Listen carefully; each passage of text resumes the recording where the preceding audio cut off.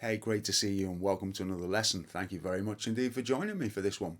So recently I did a lesson on soloing for beginners really in the key of C. And I seem to have had quite a lot of feedback about that video. I think it's kind of helped quite a few people out and interested a few people. We've also been taking a look at it over on the live broadcast on the Joe Show as well.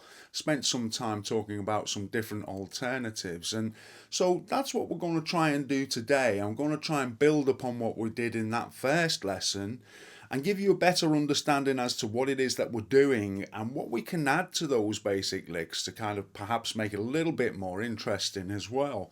Now, for those of you who didn't see part one of this lesson, then I'll pop a link down below. But just to briefly recap on what we were doing, we had a basic 3-chord situation where we were playing a C chord, an F chord, and a G chord. And then we were looking at a movable lick that we could put in over this chord progression and kind of develop. And in essence, let me just run it past you again, okay? So we had this type of idea. That's the C chord. Going to the F. Okay, same lick. And then we go back to the C lick.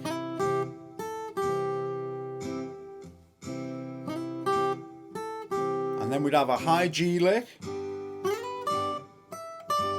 We did a variation on the F. And then back to the C. And then a turnaround. So that was, in essence, really what we took a look at in part one of this lesson. And it's very important that you explore those ideas fully before moving on, really, because the smoother we can get all these transitions up and down the neck, then the better everything's going to sound. So we can never really spend too much time doing these type of things. It's just time well spent, yeah. So they were a few of the basic ideas that we looked at. So I won't cover all of that because it's already been done in part one. Now what we can also do with this lick is, what we're trying to do is also understand, why this is working, okay? So we're playing in the key of C, which means we have the C, the F, and the G. Now we're also playing in major. Okay, I'm not playing a C minor, I'm playing a C major, an F major, and a G major. So what that means is that what we'd really be looking to do is playing a C major pentatonic. Okay, and I've spoken about this at length, but essentially the way we find a C major pentatonic is we go to the C minor pentatonic, which would be starting up here on the 8th fret. Okay, so we know basic shape number 1 for the pentatonic scale, all right? And what we do is we go back 3 spaces, 1, 2, 3, which brings us in effect to an A minor pentatonic, yeah? And the important thing to remember is that an A minor pentatonic is exactly the same as a C major pentatonic, all right? Same notes effectively. But what we tend to do is start with our little finger out on the 8th fret of the 1st string rather than starting with an A note. We start with a C note here, all right? And we just play the A minor pentatonic thereafter. Okay? And then we're going to be playing in the key of C major. Now, as you probably already know, there are 5 different positions of the pentatonic in every key, okay? So that is position 1. And I won't play all the positions now, okay? Position 2 is this. Okay, and then we can go backwards as well, all right? So if we were to go backwards from this A minor pentatonic to position 5, effectively, we would have...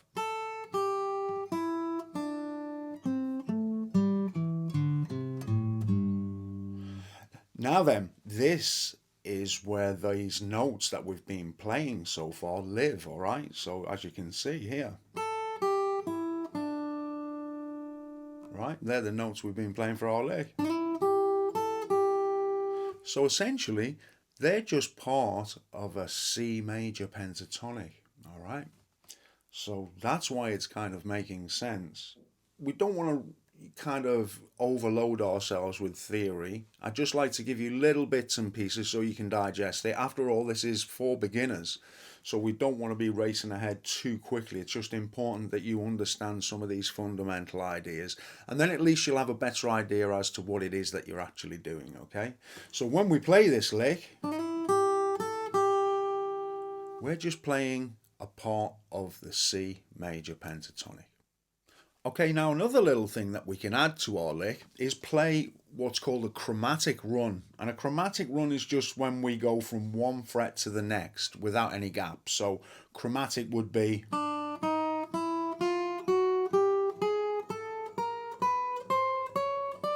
That's chromatic, okay? It's just going up the frets one at a time. Now we have our lick here, which we already know about. Now another thing we can do is we can put a little chromatic run in there and we can play. And all we're doing is we're playing 3, 4, 5 on the second string. And then we're playing our 3, 5, 3.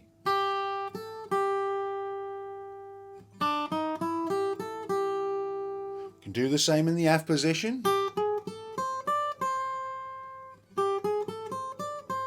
And the G position. Back to the F, and back to the C position.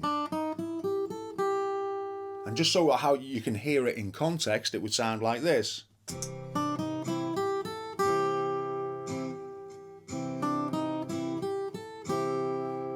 Up to the F,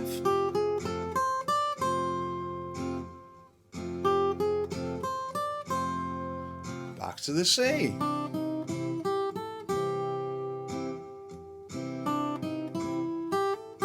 I'll turn around.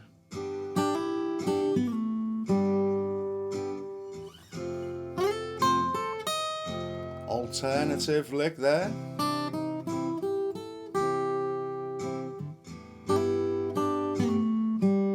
And then I'll lick there. Now, one thing that I didn't point out in part 1 of this lesson was that I just played this turnaround lick at the very end of the progression, if you like.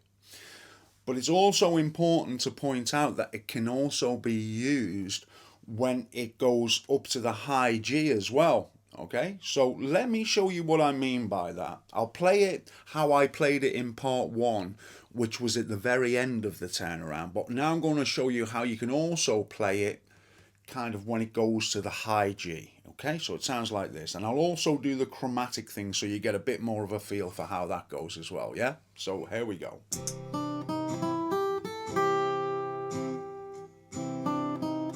And it's good to mix it up as well, so we have. Now play it normal. One chromatic.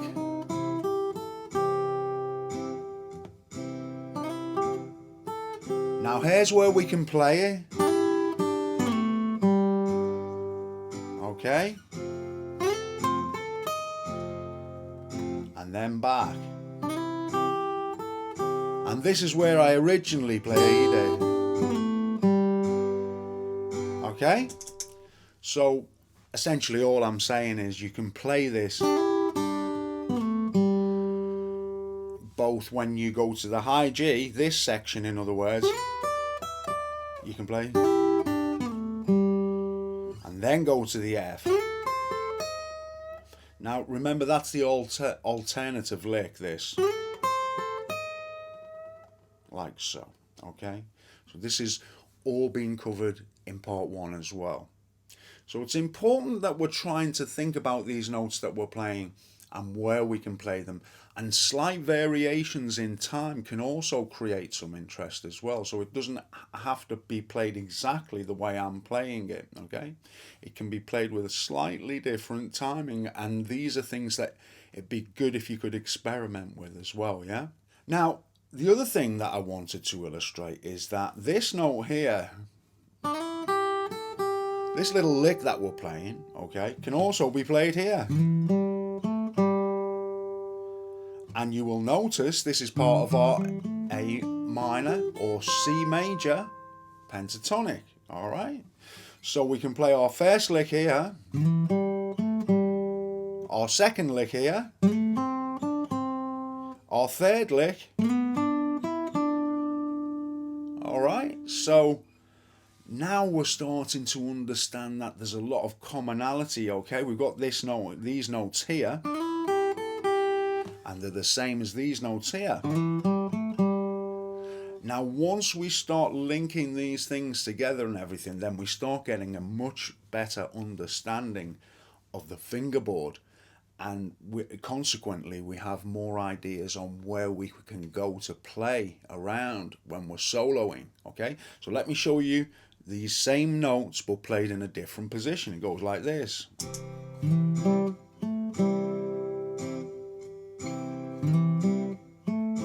That's our C, now our F. And again. And we can do the chromatic. Yeah. And now our G.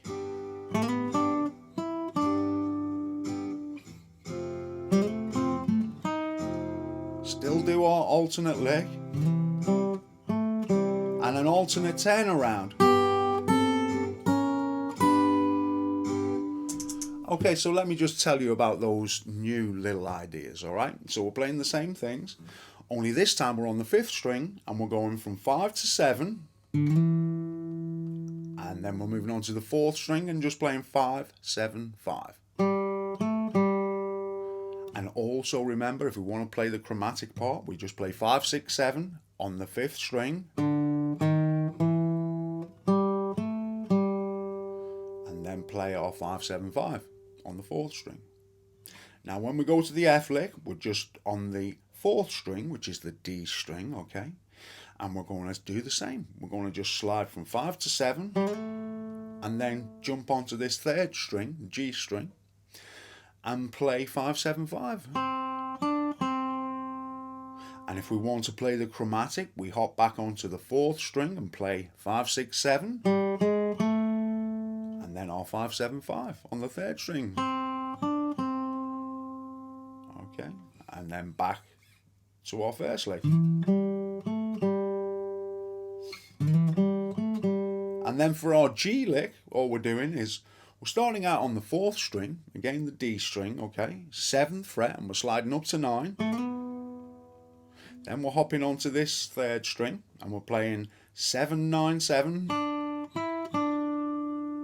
Okay, so that's, or if you want to play the chromatic, you'd be playing 7, 8, 9, all on the 4th string. Then onto that 3rd string, 7, 9, 7. And if you remember from part 1, we had this. Well, to do that in this position, we're just going, same kind of thing.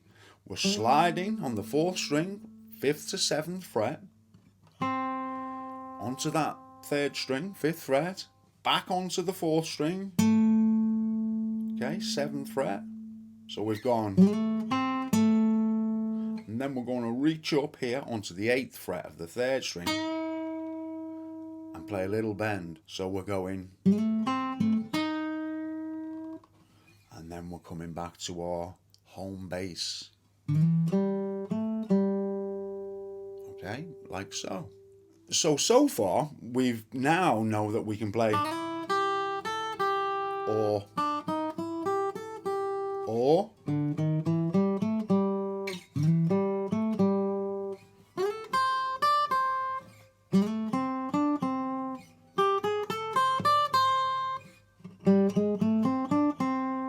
yeah?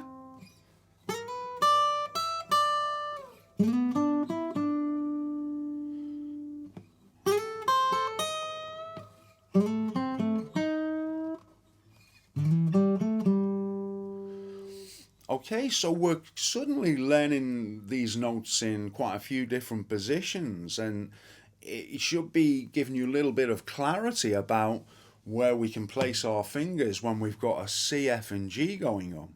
So let me show you now what we can do by maybe linking some of these ideas together. And it's kind of nice because in this lesson I haven't done any tabs, and I think it's important occasionally to just try and not be too reliant upon tablature, more get a feel for, where we should be without having to look anywhere else, but just kind of feel these notes. After all, they're not very difficult positions to remember. Okay, so I'm sure it's something you can do. Now, so what I'm going to try and do now is link some of these patterns and play the licks in various positions and mix it up a little bit, okay, with all these different places we're learning about.